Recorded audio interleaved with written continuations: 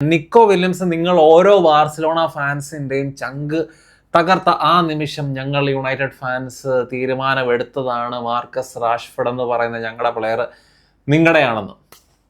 ഇന്നാ പിടിച്ചോ മക്കളെ. ശരിക്കും നിങ്ങൾ നിങ്ങൾ ഓർക്കണം, ലോൺ ഫീ ഇല്ല, അതുപോലെ എന്നാ പറയുന്നത് ഒബ്ലിഗേഷൻ ടു ബൈ ആ ഒരു ക്ലോസ് ഇല്ല.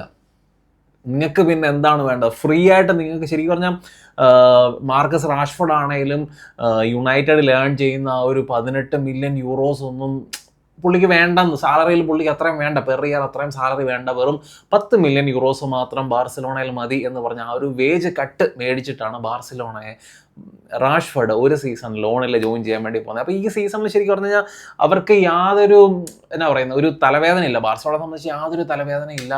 വേണമെങ്കിൽ സൈൻ ചെയ്താൽ മതി. ഇവനെ 27 വയസ്സുള്ള ഇങ്ങനത്തെ ഒരു പ്ലെയറിനെ ഈ ഡീലിൽ കിട്ടുക എന്ന് പറയുന്നത് ശരിക്കും ബാർസലോണയ്ക്ക് ഭയങ്കര ഒരു എന്നാ പറയുന്നത് ഒരു ജാക്ക്പോട്ട് അടിച്ച പോലാണ് എനിക്ക് പേഴ്സണലി തോന്നുന്നത്. കാരണം ഇപ്പം നമ്മൾ ഈ ഒരു റാഷ്ഫോർഡിൻ്റെ ടാലൻറ്റിൻ്റെ കാര്യം മാത്രം നോക്കുകയാണെങ്കിൽ അവൻ ഹൈലി ടാലൻറ്റഡാണ്.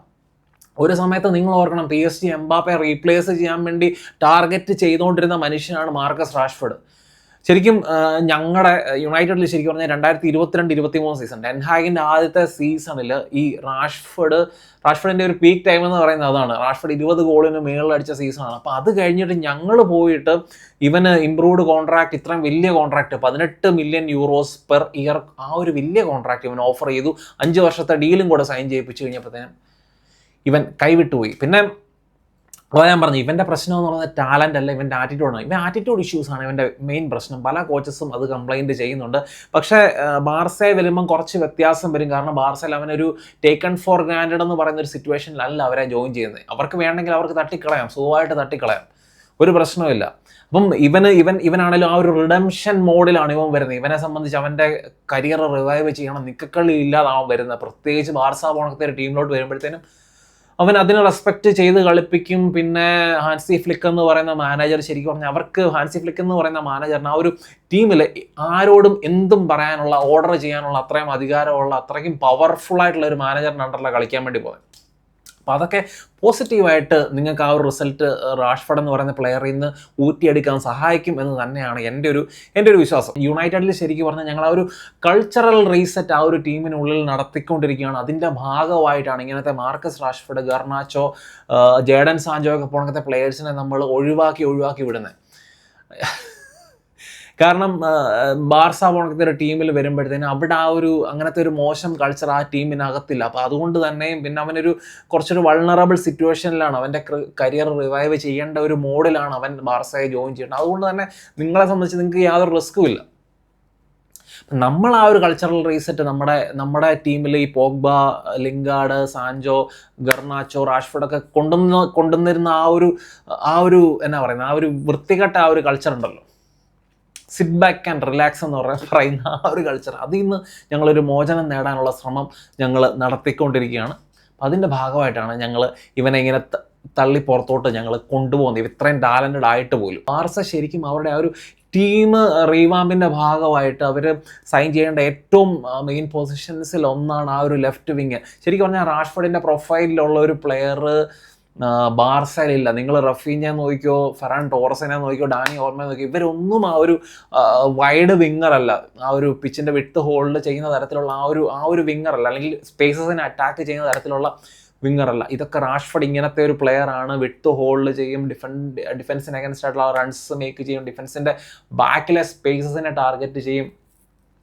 അപ്പോൾ അത് ഒരു സൈഡിൽ യമാല, ഒരു സൈഡിൽ റാഷ്ഫോർഡ്, രണ്ട് സൈഡിൽ നിന്നും ഈ രീതിയിലുള്ള ഒരു അറ്റാക്കാണ് ഹാൻസി ഫ്ലിക്ക് ആഗ്രഹിക്കുന്നത്. അതുകൊണ്ട് തന്നെയാണ് റാഷ്ഫോർഡ് പോണക്കത്തെ ഒരു വിങ്ങറിനെ സൈൻ ചെയ്യാൻ വേണ്ടി പുള്ളി ഇത്രയ്ക്കും റിസ്ക് എടുത്ത് റാഷ്ഫോർഡിനെ ഇങ്ങോട്ട് കൊണ്ടുവരുന്നതിൻ്റെ മെയിൻ കാര്യം ഈ ഒരു ടാക്ടിക്കൽ ഫ്ലെക്സിബിലിറ്റിയാണ്. ഇപ്പം നമ്മൾ കഴിഞ്ഞ സീസണിലെ ആ ഒരു മാർക്കസ് റാഷ്ഫോർഡിൻ്റെ ഡേറ്റാസ് ബാർസയിലുള്ള ആ ഒരു ഫോർവേഡ് പ്ലെയേഴ്സ്, യമാലായാലും അതുപോലെ തന്നെ റഫീഞ്ഞ, ലെവൻഡോസ്കി, ഇങ്ങനത്തെ പ്ലെയേഴ്സും ഒക്കെ ആയിട്ട് നമ്മൾ ആ പ്യോർ ഡേറ്റ പെർ 90 കഴിഞ്ഞ സീസണിലെ റാഷ്ഫോർഡിൻ്റെ അത് കമ്പയർ ചെയ്ത് കഴിഞ്ഞാൽ നമ്മളിപ്പം ടോട്ടൽ നമ്പർ ഓഫ് ഷോട്ട്സ് നോക്കിയാലും, ഓൺ ടാർഗറ്റ് അല്ലെങ്കിൽ ടച്ചസ് ഇൻസൈഡ് ദ ബോക്സ്, ഇങ്ങനത്തെ കുറച്ച് ഡേറ്റാസുമായിട്ട് ഈ പ്ലെയേഴ്സുമായിട്ട് കമ്പയർ ചെയ്ത് നിങ്ങൾ തന്നെ നോക്കൂ.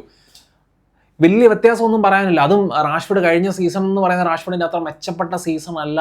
ഒത്തിരി കുറച്ച് മാച്ചസേ പുള്ളി കളിച്ചിട്ടുള്ളൂ. എങ്കിലും അത്ര വലിയൊരു എന്നാ പറയുന്നത് ഭയങ്കര നമുക്ക് ഈ ഇവനെയാണോ ഇങ്ങോട്ട് കൊണ്ടുവന്നിരിക്കുന്നത് അങ്ങനത്തെ ഒരു ചോദ്യം ചോദിക്കാൻ പറ്റുന്ന ഒരു ഡേറ്റ ഒന്നും അല്ല, ഡേറ്റാസ് അല്ല ഇപ്പം റാഷ്ഫോർഡിൻ്റെ ബാക്കിയുള്ള പ്ലേയേഴ്സോട് കമ്പയർ ചെയ്യുമ്പോഴത്തേന്. ശരിക്കും ഹിയർവിയോ ഒക്കെ വന്നെങ്കിലും ആ ഒരു കോൺട്രാക്റ്റിൻ്റെ മൈന്യൂട്ടായിട്ടുള്ള കുറച്ച് കാര്യങ്ങളും കൂടെ എഗ്രി ചെയ്യാനുണ്ട്.